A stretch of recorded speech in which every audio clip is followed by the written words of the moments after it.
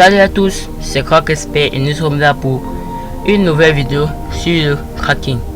Et dans cette vidéo, je vais vous montrer comment craquer Fastone Capture, en fait, qui est un logiciel de capture d'écran comme son nom l'indique, qui nous propose bien plus d'effets pour éditer nos images que l'outil de capture d'écran de Windows. Donc je vais rester bref sur cette vidéo. Il va d'abord vous falloir télécharger et installer d'abord Fastone Capture et ensuite X32 et 64 dbg. Donc on va essayer de craquer ce logiciel sans commettre des dégâts, sans le faire exploser. Il faudra ce logiciel que j'aime bien, parce que vraiment c'est pas que de faire de publicité pour ce logiciel, mais vraiment je l'adore. C'est un logiciel vraiment formidable et il sera très utile pour pouvoir bien éditer nos captures d'écran que nous allons effectuer sur notre PC. Donc trêve de bavardage et nous nous retrouvons tout de suite sur mon PC. Et les amis, j'allais oublier, avant toute chose, n'hésitez pas à liker et vous abonner à la chaîne, activer la cloche de notification pour la simple raison que prochainement sur cette chaîne nous aurons plein de vidéos de ce type, plein de vidéos de cracking. Alors si vous souhaitez être informé de mes prochaines vidéos, abonnez-vous et activez la cloche de notification. Donc de retour sur mon bureau, en fait voilà Fastone. Mais cette version c'est déjà craqué en fait, et voici le patch que j'avais créé. Je vais juste la supprimer, je vais déplacer vers la corbeille et Fastone, je vais juste les désinstaller pour pouvoir les craquer ensuite.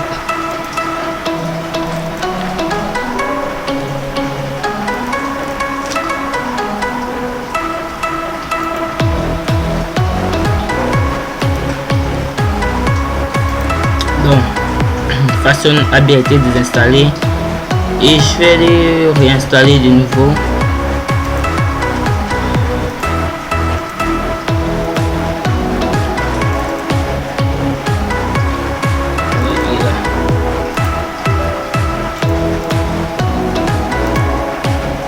Next, I agree install. On va juste attendre en fait que l'application s'installe. Et voilà, l'application est installée et c'est ouvert. Donc là il nous affiche qu'il nous manque 18 jours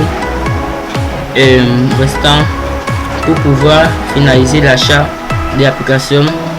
En fait, si je souhaite l'acheter, je dois l'acheter à 19,95 $, donc disons 20 $, et où je peux continuer la version d'essai pendant ces 18 jours ou en créant un code, un serial en fait. Ce logiciel de capture d'écran, comme j'ai déjà dit, est très cool. J'aime bien. Je préfère l'outil de capture d'écran de Windows parce qu'il propose plein d'effets pour éditer notre capture d'écran. Restez avec moi jusqu'à la fin de cette vidéo. Apprenez à craquer ce logiciel et de vous-même vous découvrirez de quoi ce logiciel est capable. Donc on va le fermer. Et ce qu'on va faire, tout d'abord on va analyser le comportement de cette application. Et là, username, supposons que je vais supposer être monsieur blablabla. Et là je vais ancrer n'importe quoi, register, et on va être username or registration code. En fait vous allez ouvrir un bloc-notes et le copier. Bon, moi je l'ai déjà fait. Ok. Et là, si je ne mets rien là, username cannot be empty, je l'ai déjà fait. Donc c'est cool, nous avons déjà tout ce qu'il nous faut pour pouvoir continuer. Alors ce qu'on va faire, comme j'ai dit au début de la vidéo, vous devez télécharger X32 et 64 dbg. Alors après l'avoir téléchargé et installé, vous allez lancer X32 dbg. Et pour la simple raison que Fastone Capture est un logiciel en 32 bits. Donc on va lancer X32 dbg. Et là en fait on va ouvrir Fastone Capture. Donc moi je vais juste cliquer là puisque je l'avais déjà ouvert. Donc on va juste moi je fais juste redémarrer tout ce que j'avais déjà ouvert. Mais vous allez juste aller dans un fichier juste là et ouvrir Fastone Capture. Et l'application a bien été installée. Donc ce qu'on va faire, on va d'abord vérifier que nous sommes bien dans Fastone Capture.exe. Ici il y a marqué Fastone Capture.exe, c'est cool.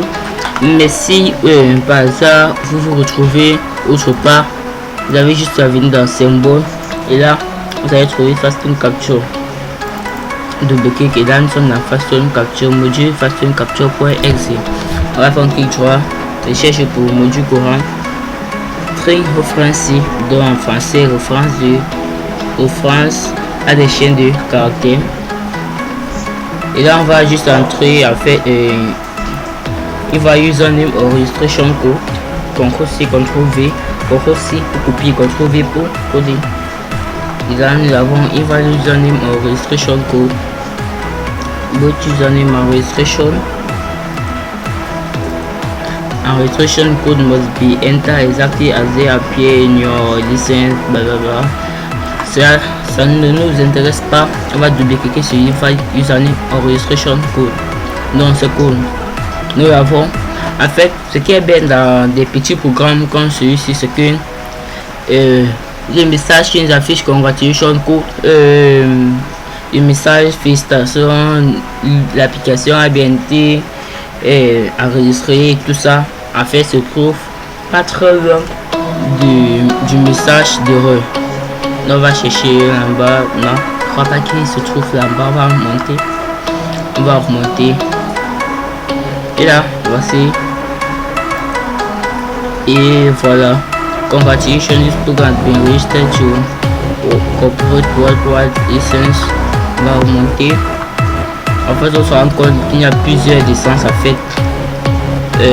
Ça, corporation, la même chose.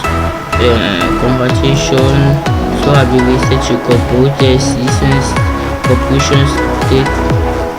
License, congratulations pour la université to educational worldwide license, en fait c'est licencié d'un but éducatif. Il y en a plein. En fait ce qui nous intéresse actuellement c'est le message username cannot be empty, et c'est à partir de là on va se baser sur ce message là pour pouvoir username cannot be empty. Ouais, nous y sommes. Et là en fait ce qu'on va faire, c'est qu'on va chercher en fait tous les mots qui commencent par des J. On va monter, tac tac tac tac tac, là voilà, nous avons un JNE qui veut dire jump if not equal. En fait des sauts sont là dans le code pour définir en fait à l'application ce qu'il doit faire et à quel moment est-ce qu'il doit le faire. Et les sauts sont souvent précédés par les CMP, compare to values. En fait ces CMP sont là, c'est utilisé pour comparer en fait deux valeurs. La valeur que nous allons utiliser, la valeur qu'en fait nous allons entrer dans le groupe à l'endroit réservé pour le nom d'utilisateur, et celle que nous allons entrer à l'endroit réservé pour le serial. En fait ce qu'il va faire, il va juste comparer ce que je vais entrer là et ce que je vais entrer là, et à partir de là il va me générer un code, ce qui nous intéresse. Et là on va juste se placer sur ce saut là pour voir là où nous amène. Si je me place sur ce saut, je vois qui m'amène à un autre saut en fait, et après ce saut il y a un poche 0. Ce poche 0 est là pour déterminer en fait que ce que je dois entrer là doit être supérieur à 0. Considérons que je n'ai aucune valeur. Register username cannot be empty, là il m'affiche ce message là, donc ce que je dois entrer là doit être supérieur à 0. Et si je me registre, il va aller m'afficher l'autre message. Et alors je vais me placer là. En fait si j'entre la bonne valeur, il va sauter username cannot be empty et m'amener là directement à cet autre saut pour une autre condition. Donc là on va s'intéresser à tous les sauts. On va commencer par celui-ci et pour en fait trouver où est-ce que ce saut nous amène. On va juste se placer là et double cliquer Ouais. Et là, il nous amène juste après invite username or registration code. Donc, ce n'est pas le saut qui nous intéresse parce que nous cherchons un saut qui doit nous amener avant ce message là. Mais là, il nous amène après. Donc, ce n'est plus le saut recherché. Donc, on va revenir à ce saut là. Et une petite précision avant de sauter.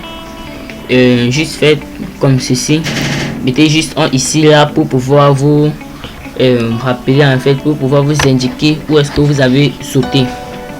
Donc là, ce saut, ce n'est pas le saut qui nous intéresse. On va descendre jusqu'à celui-ci, on va double-cliquer et là on voit qu'il nous amène juste avant l'invite username en registration code. Il nous amène en poche 0, donc ce sont bien les saut qui nous intéresse. Ici on remonte plus haut, on constatera qu'il y a un message congratulations, this program has been restricted to blablabla license. Donc on va revenir à ce saut là. Donc ce saut est bien le saut qui nous intéresse. Et là vous voyez bien que ce saut c'est différent de celui-ci parce que ce saut est un saut conditionné, donc c'est un jump if not equal, mais si c'est son saut, c'est un saut just jump. Saut là double-cliquer là-dessus et là où est-ce qu'il nous amène, on va chercher un code de congratulation et on va copier la série de ce code là. Voici, on va copier en fait la série donc code poche 0 parce que là il nous amène en poche 0. On va copier pour une seconde poche 0. Celui-ci en fait nous avons trois. Choisissez en fait celui qui pour qu'on ait le mieux. Moi je l'ai déjà fait, je l'ai déjà copié et on va revenir où on était.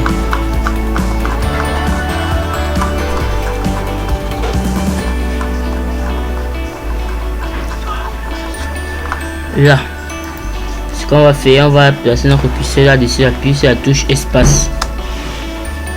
Et là on va remplacer ce GNE par GMP et cette série là par ce que nous venons de copier.